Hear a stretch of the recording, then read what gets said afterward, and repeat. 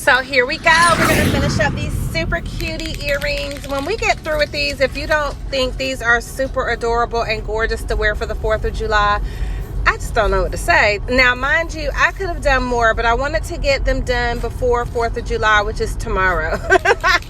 So I could have taken the time to add rhinestones and glitter and all that jazz, and I can still go back and do that, but I just didn't have time to do that. Also, you know the super cute little stars, like the full stars you can buy, like party confetti? You could do those. That would be really cute. And these would be cute for Memorial Day or 4th of July. So really any time that you want to be patriotic, you know, you can wear these. So anyway, it's super cute. I love how they turned out. Keep watching till the end. I made 2 pair. I love how dangly they are, and these napkins were so easy to work with. I think decoupage and napkins are my new fave thing, because I love that the napkins are going to be a little crinkled and wrinkled, and doesn't matter. You can make these look distressed. You could use any type of theme or design. So I think this is a perfect time to start getting ready for like fall bazaars and things like that, if you're going to be selling jewelry, or even to make some quick money this summer, right? We don't have to rush to fall. You know, what are some vendor events in your area? You can make these so inexpensively. I mean, there were probably, I think, 18 napkins in the pack.